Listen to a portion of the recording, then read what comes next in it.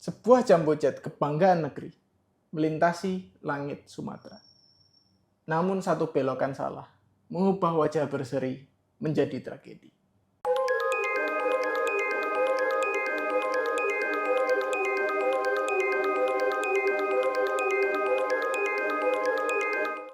Halo, selamat datang di Sky Enigma, dan pada hari ini kami akan membahas mengenai suatu kecelakaan yang menimpa maskapai kebanggaan Indonesia, yaitu Garuda Indonesia. Dan waktu itu pesawat yang terlibat itu adalah suatu jumbo jet yang merupakan bagian dari maskapai Garuda Indonesia ketika itu. Dan salah satu jumbo jet pertama di dunia yaitu adalah Airbus A300.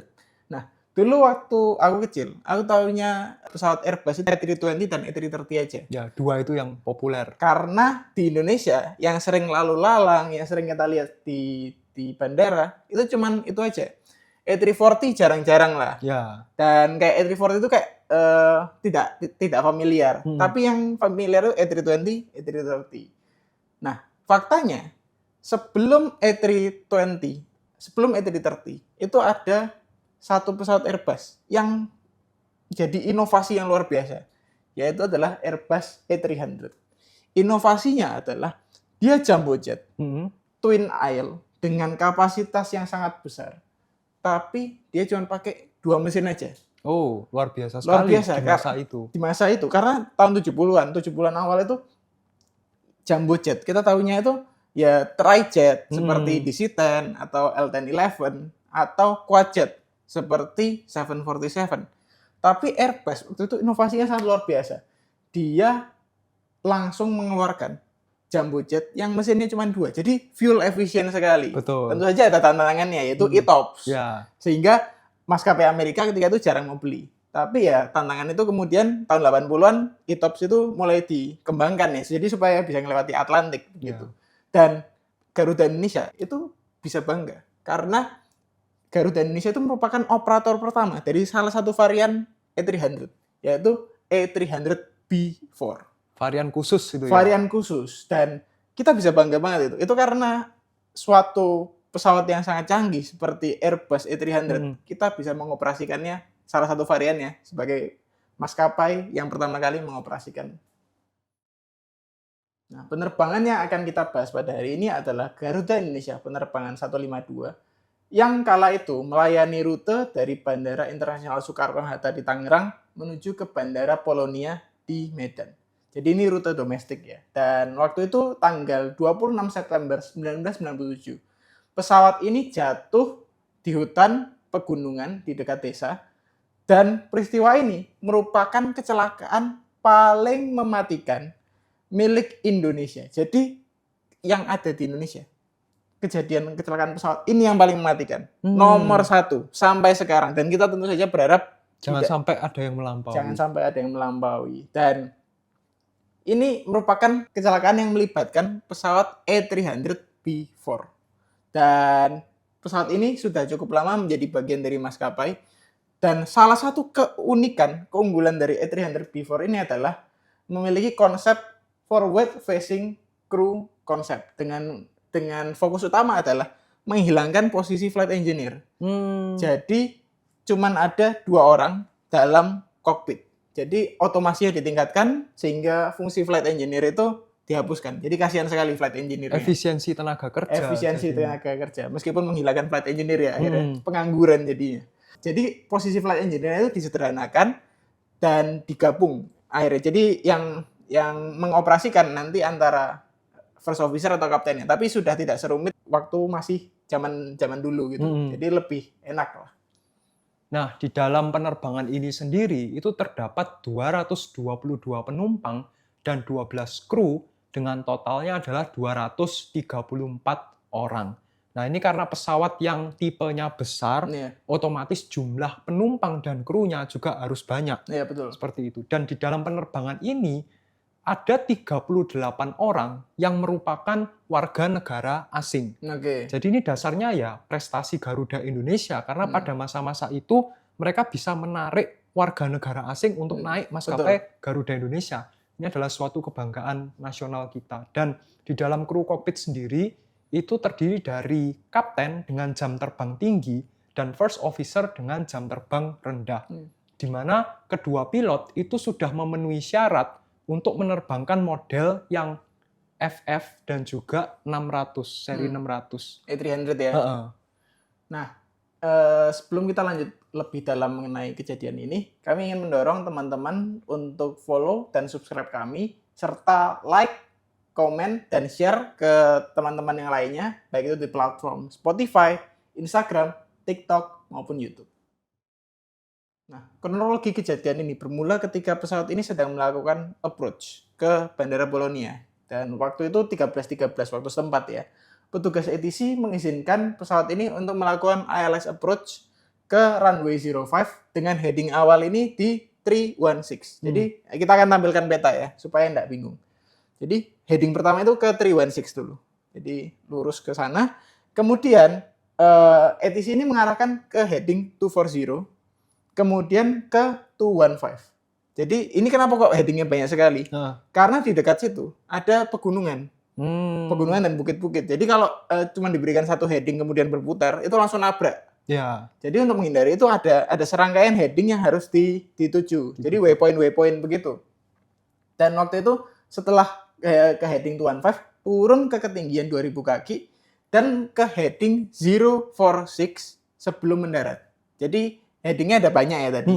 Jadi dan itu harus diikuti secara presisi. Kalau tidak, nabrak gunung. Betul. Itu kata kuncinya. Kalau tidak ikuti, nabrak gunung. Dan waktu itu petugas ATC yang mengatur Garuda Indonesia dan Merpati Nusantara Airlines itu melakukan kesalahan call sign. Jadi harusnya manggilnya Garuda 152, tapi manggilnya Merpati. Kesalahan ini akhirnya miskom kan? Betul. Bahaya banget itu. Tidak digubris akhirnya, betul. Dan pada waktu itu, ya karena call sign-nya salah, para pilot mengabaikan instruksi dari petugas ATC tersebut. Iya, betul. Karena mengira yang disebut adalah Merpati yang memiliki nomor penerbangan yang sama. Iya. Dan mereka berasumsi melakukan approach itu dari sisi utara bandara. Nah, jadi mental map yang terbentuk dari petugas ATC dengan para pilot itu berbeda. Kita tampilkan lagi petanya ya, supaya tidak bingung. Dan pada waktu itu, petugas ATC ini gagal menegaskan prosedur approach dari sisi selatan bandara. Jadi mereka ini tidak menekankan bahwa mereka ini mendekati dari sisi selatan bandara, bukan dari sisi utara. Miskom ya di kepalanya mereka. Betul. Di kepalanya pilot dari utara, di kepalanya ATC dari selatan. Headingnya tidak match kalau begitu. Betul. Sebetulnya. Dan kesalahan yang dilakukan pada waktu itu, para pilot ini benar mengarahkan pesawat ke heading 046. Tetapi perlu diketahui bahwa heading ini kan berupa jurusan 3 angka.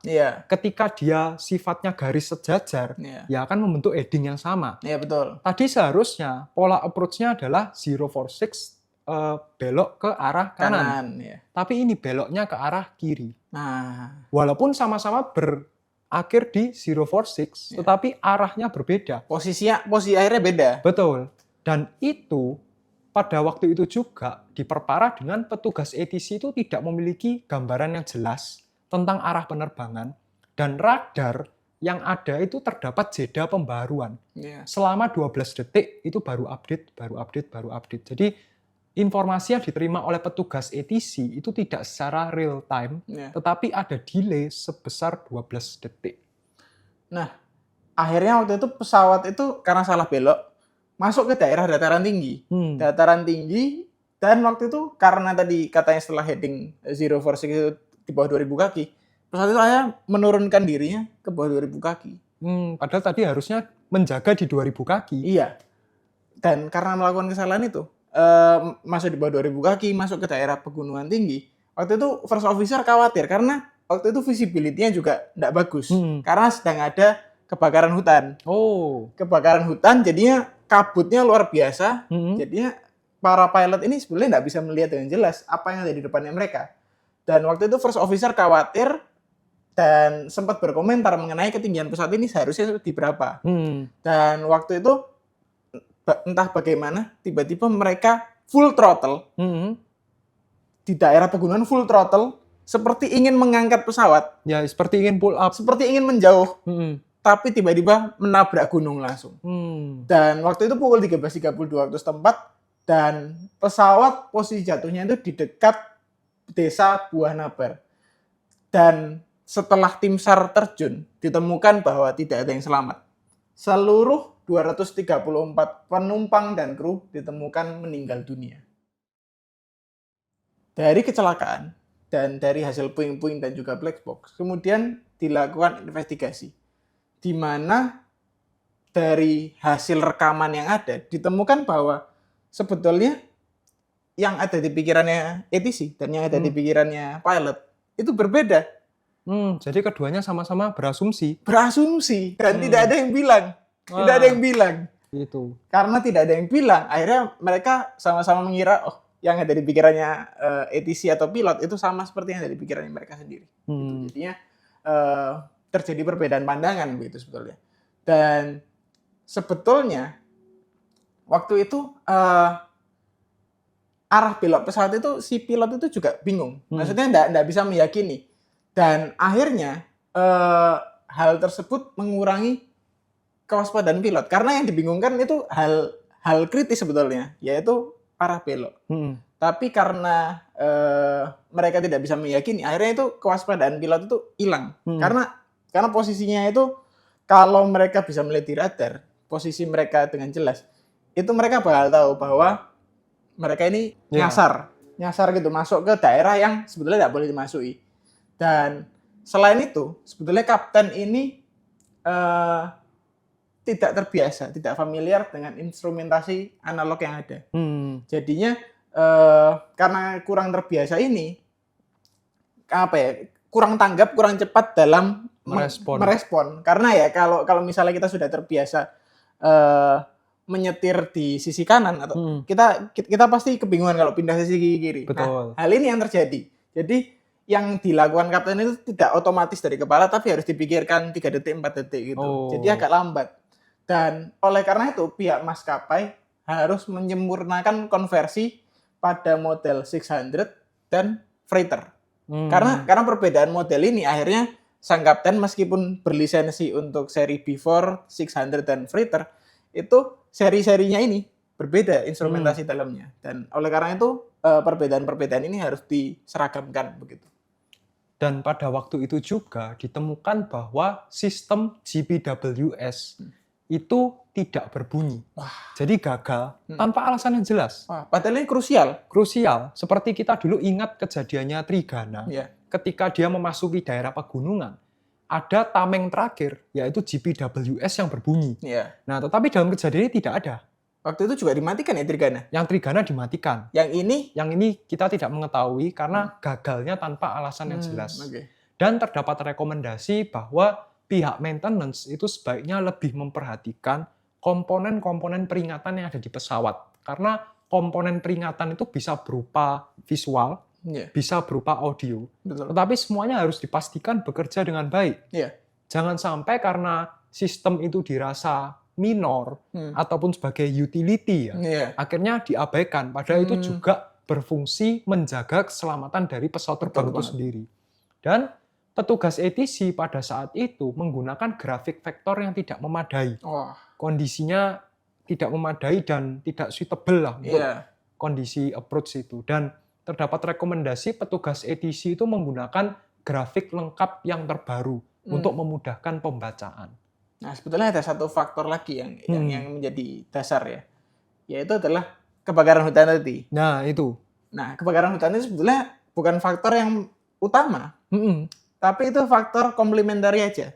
Karena sebetulnya kalau tidak ada kebakaran hutan, tapi tetap nyasar dan pilotnya tidak tahu dari mana, bisa tetap nabrak. Tapi kalau misalnya tidak ada kebakaran hutan, visibility-nya, jarak pandangnya itu bisa lebih jauh. Jadi mereka mungkin bisa pull up lebih jauh dan menghindari gunung. Tapi sayangnya waktu itu memang kebakaran hutannya sangat luar biasa sehingga akhirnya visibility-nya sangat-sangat rendah.